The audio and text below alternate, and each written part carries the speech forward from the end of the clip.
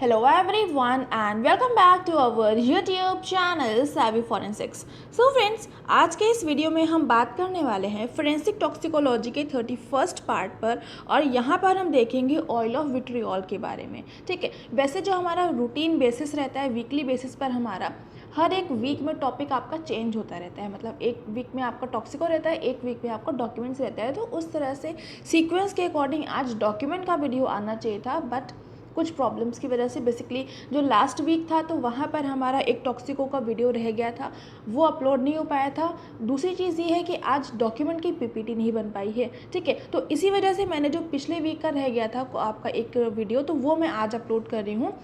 और इसके बाद में जो हमारा वेंसडे एंड फ्राइडे आएगा तो वहाँ पर हम डॉक्यूमेंट को ही कवर करेंगे। ठीक है, सो आई होप आप इस चीज़ को समझेंगे। एंड यहाँ पर बेसिकली हम बात करने वाले हैं ऑयल ऑफ विट्रियोल के बारे में, जिसको हम सल्फ्यूरिक एसिड भी कहते हैं। तो आज से हम एक एक पॉइजन को पूरा डिटेल में, जितने भी इंपॉर्टेंट पॉइजन्स हैं आपके नेट के एग्जाम पॉइंट ऑफ व्यू से, उन सभी को एक एक करके पूरा डिटेल में आज से हम स्टार्ट करेंगे समझना। ठीक है, सो यहाँ पर हम बात करेंगे ऑयल ऑफ विट्रियोल के बारे में, इसको बहुत डिटेल में आज हम समझने वाले हैं। तो जल्दी से स्टार्ट कर लेते हैं। और उससे पहले आपके लिए हमेशा की तरह क्वेश्चन, और यहाँ पर क्वेश्चन ये है कि जब किसी केस में सल्फ्यूरिक एसिड इन्वॉल्व होता है तो वहाँ पर जब बॉडी पर कोरोडेड एरियाज पाए जाते हैं तो वो किस कलर के अपीयर होते हैं। ठीक है, तो ये आपके सामने कुछ क्वेश्चन है। बेसिकली ये RSTU लिख गया है, ये ABCD या फिर 1 2 3 आप इसको समझ सकते हैं। तो यहाँ पर आपके सामने ये ऑप्शंस हैं, इसमें से जो भी करेक्ट आंसर होगा वो आप लोग मुझे कमेंट सेक्शन में देंगे, और जो करेक्ट आंसर है वो आपको वीडियो के लास्ट में मिल जाएगा। ठीक है, तो अभी स्टार्ट कर लेते हैं। और सबसे पहले अगर हम बात करें ऑयल ऑफ विट्रियोल की, तो बेसिकली जो ऑयल ऑफ विट्रियोल होता है उसके बहुत सारे अलग अलग नाम होते हैं, जिसमें से सबसे कॉमन नाम जो है वो है आपका सल्फ्यूरिक एसिड। उसके अलावा इसे ओलियम, बैटरी एसिड या फिर हाइड्रोजन सल्फेट के नाम से भी जानते हैं। ये एक तरह का आपका कोरोसिव पॉइजन होता है जो कि बहुत ज़्यादा स्ट्रांगली एसिडिक होता है नेचर में। ये एक तरह का मिनरल एसिड होता है। मिनरल एसिड का मतलब वो कंपाउंड जो इनऑर्गेनिक सब्सटेंसेस से बने होते हैं। ठीक है, तो ऐसे तरह के एसिड्स को मिनरल एसिड्स कहते हैं, जिसमें इनऑर्गेनिक कंपाउंड्स का यूज़ करा जाता है। और इसके हम कॉम्पोजिशन की बात करें तो इसमें सल्फ़र, ऑक्सीजन एंड हाइड्रोजन का कॉम्पोजिशन बनाकर तब ये आपका सल्फ्यूरिक एसिड बनता है, जिसको हम ऑयल ऑफ विट्रियोल कहते हैं। और इसका मॉलिक्यूलर फार्मूला होता है H2SO4। ठीक है, तो ये आपके कुछ बेसिक से लेकिन इंपॉर्टेंट से पॉइंट्स थे। नेक्स्ट, इसके अलावा जो आपका सल्फ्यूरिक एसिड होता है वो कलरलेस होता है, ओडरलेस होता है एंड विशियस लिक्विड होता है, जो कि वाटर की किसी भी तरह की कंसंट्रेशन में मिक्स हो जाता है। मतलब ऐसा नहीं है कि आप वाटर की कंसंट्रेशन ज़्यादा रखो तभी मिक्स होगा, वाटर की कंसंट्रेशन कम रखो तभी मिक्स होगा। वो वाटर की कोई भी कंसंट्रेशन हो उसमें आराम से मिक्स हो जाता है। डेंसिटी की बात करें तो आपकी जो सल्फ्यूरिक एसिड होता है उसकी डेंसिटी 1.83 ग्राम पर सेंटीमीटर क्यूब होती है। मेल्टिंग पॉइंट इसका 10.31 डिग्री सेल्सियस होता है। बॉइलिंग पॉइंट इसका 337 डिग्री सेल्सियस होता है। और जब H2SO4 का जो टेम्परेचर होता है वो 300 डिग्री सेल्सियस के ऊपर जाने लगता है, तब आपका जो ऑयल ऑफ विट्रियोल होता है वो धीरे धीरे डिकम्पोज होना स्टार्ट करता है SO3 और H2O में। जब ये डिकम्पोज होता है, जब ये आपका धीरे धीरे से आपका अलग अलग होता है, तो ये आपका SO3 और H2O में डिवाइड हो जाता है। ठीक है, तो ये सारे आपके basically density, melting point and जो आपका बॉइलिंग पॉइंट है, ये तीनों आपको पता होना बहुत ज़रूरी है, क्योंकि यहाँ से डायरेक्टली आपके एग्जाम में क्वेश्चन बन जाता है कि इसका मेल्टिंग पॉइंट कितना होगा, उसका डेंसिटी कितनी होती है। तो ये सारी चीज़ें आपको पता होनी चाहिए। तो जो आपका H2SO4 होता है, इसको बेसिकली हम दो तरह की फॉर्म में कॉमनली यूज़ करा जाता है, जिसमें पहला होता है आपका कमर्शियल कंसनट्रेटेड सल्फ्यूरिक एसिड। तो कंसनट्रेटेड का मतलब यहाँ पर आपके H2SO4 की कंसनट्रेशन ज़्यादा होती है। तो यहाँ पर 93 to 98% कंसनट्रेशन रहता है। और सॉल्यूशन इन वाटर, मतलब वाटर में जो सॉल्यूशन मिलाते हैं तो उसमें 93 से 98% आपका सल्फ्यूरिक एसिड रहता है। नेक्स्ट आपका नेक्स्ट जो फॉर्म होती है वो होता है आपका फ्यूमिंग सल्फ्यूरिक एसिड। तो जो फ्यूमिंग सल्फ्यूरिक एसिड है ये बेसिकली सॉल्यूशन होता है सल्फर ट्राईऑक्साइड का इन सल्फ्यूरिक एसिड, मतलब सल्फर ट्राईऑक्साइड SO3, उसको जब सल्फ्यूरिक एसिड यानी कि H2SO4 में मिक्स करते हैं तो उसकी वजह से हमको मिलता है फ्यूमिंग सल्फ्यूरिक एसिड। ठीक है, तो ये काफ़ी इंपॉर्टेंट पॉइंट बन जाता है कि फ्यूमिंग सल्फ्यूरिक एसिड क्या होता है, तो इसको बहुत अच्छे से याद कर लीजिएगा। इसके अलावा जो आपका प्योर सल्फ्यूरिक एसिड होता है वो बेसिकली कलरलेस तो होता ही है। उसके अलावा इसमें किसी भी तरह की कोई भी फ्यूम्स अवेलेबल नहीं होती हैं। फ्यूम्स का मतलब होता है धुआं। किसी भी तरह का उसमें कुछ भी धुआं आपको नॉर्मली नहीं देखने को मिलेगा। और जब ये किसी सरफेस पर आता है, किसी स्किन के कांटेक्ट में आता है, तो उसको चार्ज कर देता है और वो आपकी जो स्किन होती है वो ब्लैक कलर की हो जाती है। चार का मतलब होता है उसको बेसिकली एक तरह से जो जल जाती है आपकी जो स्किन होती है वो वाली तरह का बना देता है और वो आपकी स्किन वहाँ पर उस एरिया पर ब्लैक कलर की हो जाती है।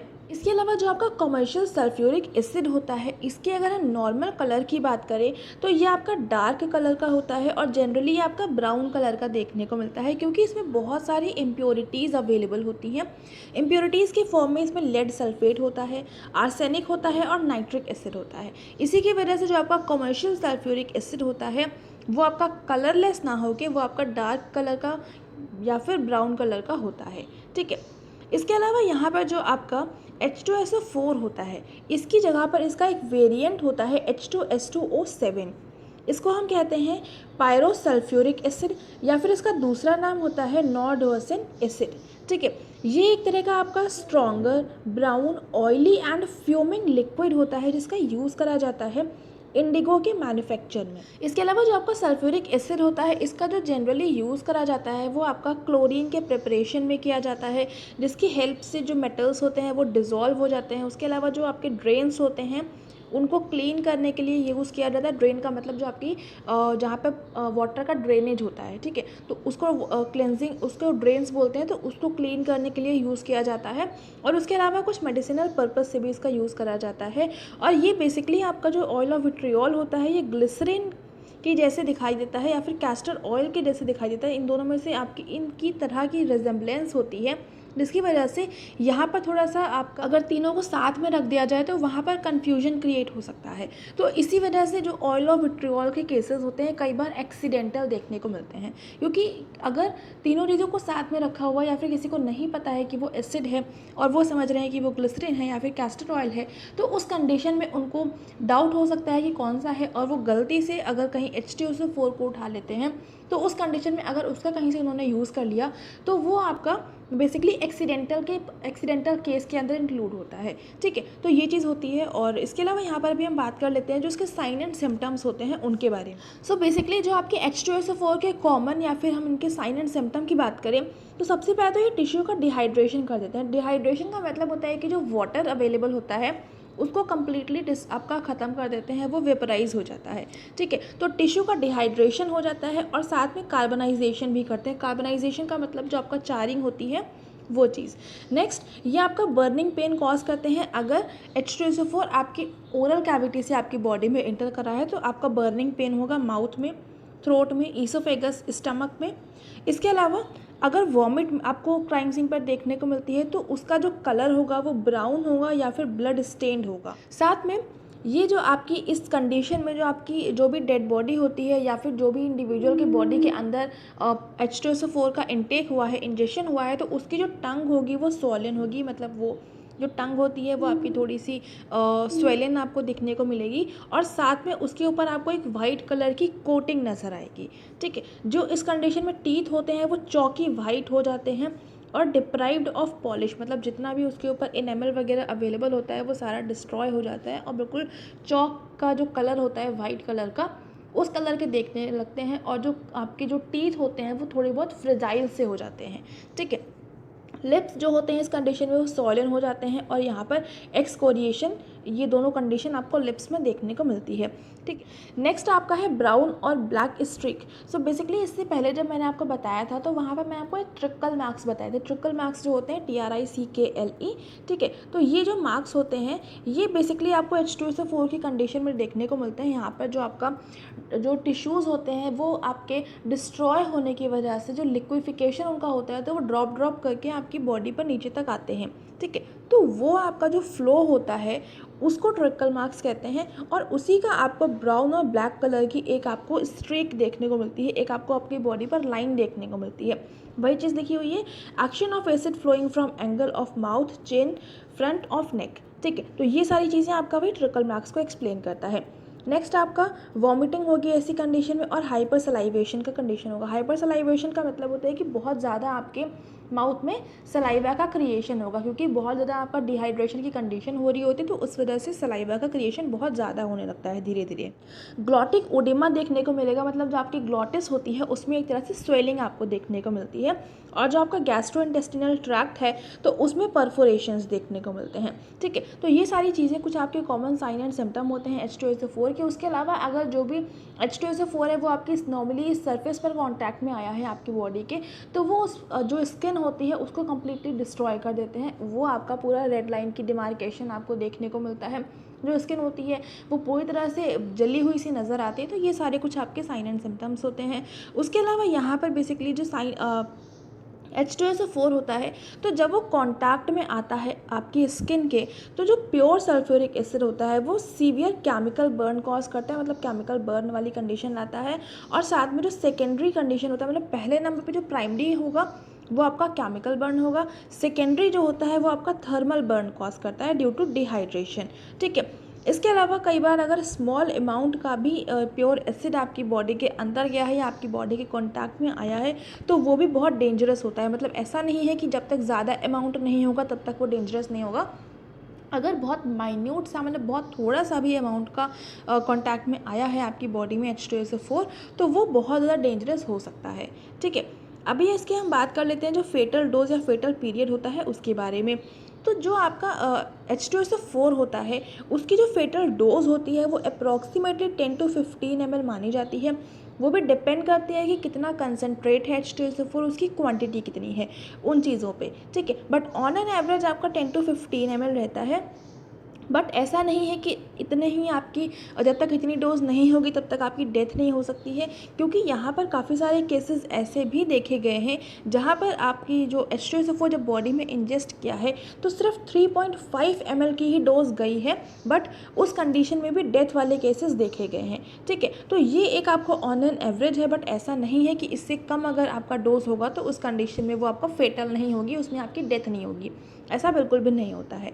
ठीक है, फेटल पीरियड की बात करें तो मतलब कि फेटल पीरियड और फेटल डोज का पहले तो मतलब क्या होता है वो समझ लीजिए। फेटल डोज का मतलब इतनी डोज जिसके खाने तक, जिसके इंजेक्शन तक आपकी बॉडी में कोई ज़्यादा कुछ खास डैमेज क्रिएट ना हो।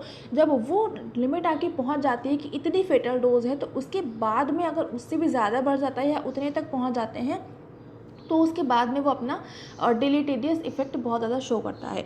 पीरियड का मतलब ये होता है कि जब आपका ड्यूरेशन, आपने पॉइजन आपकी बॉडी में इनटेक करा, उसके बाद में कितने टाइम तक वो आपका डेथ कॉज करेगा, तो वो जो पीरियड रहता है, वो जो टाइम ड्यूरेशन रहती है उसको हम बोलते हैं फेटल पीरियड। तो इस कंडीशन में आपका फेटल पीरियड जो रहता है वो 18 to 24 आवर्स रहता है। यहाँ पर आपके कुछ नोट पॉइंट हैं। सो बेसिकली जो कोरोसिव एल्केली होते हैं ये ईसोफेगल स्टेनोसिस कॉज करते हैं, और जो कोरोसिव एसिड्स होते हैं वो आपकी पायरोलिक स्टेनोसिस कॉज करते हैं। ठीक है, सो जो ये दोनों टर्म जो है ये बहुत इंपॉर्टेंट है कि corrosive alkali, oesophageal stenosis, corrosive acids, pyloric stenosis, ये दोनों को बहुत अच्छे से याद कर लीजिएगा। यहाँ पर आपका नेक्स्ट जो है पोस्टमार्टम अपीयरेंस की बात कर लेते हैं। सो बेसिकली पोस्टमार्टम अपीयरेंस जब आपके मतलब किसी भी इंडिविजुअल की डेथ हो चुकी है तो उसके बाद में आपकी बॉडी में क्या क्या चेंजेस देखने को मिलते हैं।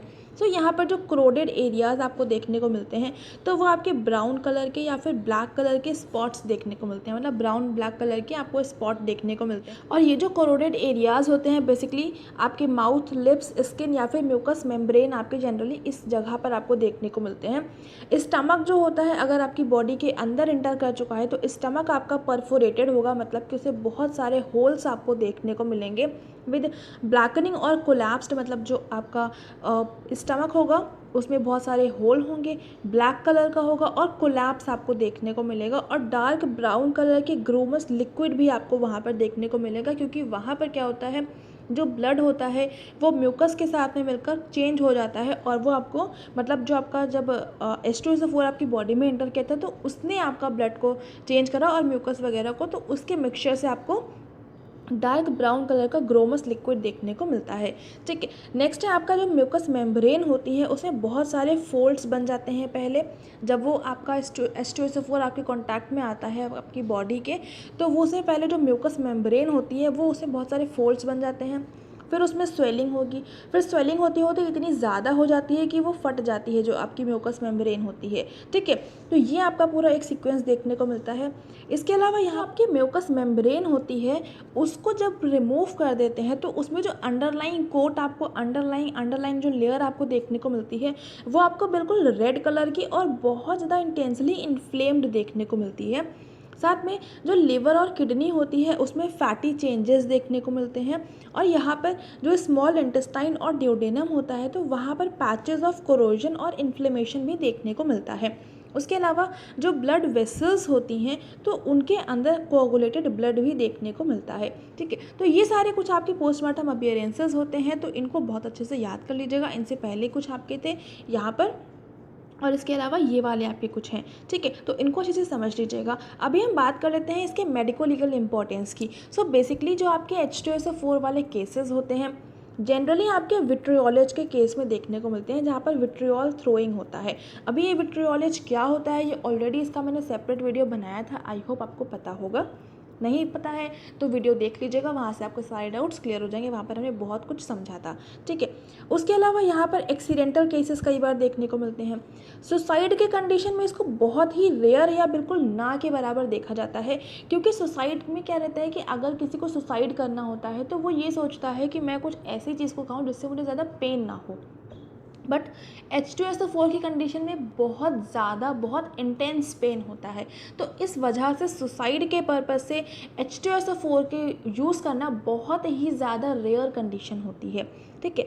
इसके अलावा जो आपका होमिसाइड होता है, अगर किसी दूसरे इंडिविजुअल को किसी को किल करना है तो उस कंडीशन में ये आपका देखने को मिलता है। सुसाइड वाला आपका बिल्कुल रेयर है, आज को हम बिल्कुल ना के बराबर मान सकते हैं। नेक्स्ट, अगर बॉडी को डिस्पोज ऑफ करना होता है तो उस कंडीशन में भी आपका H2SO4 देखने को मिलता है, ठीक है। तो ये आपके कुछ मेडिको लीगल इंपॉर्टेंस थे, जहाँ पर जिस केसेस में जिस तरह के केसेस में आपको H2SO4 देखने को मिल सकता है वो मैंने यहाँ पर आपको बता दिया है। और बेसिकली ये टॉपिक भी कंप्लीट होता है, और यहाँ पर जितने भी इंपॉर्टेंट पॉइंट्स थे H2SO4 से रिलेटेड वो सारे के सारे मैंने आपको बताए हैं।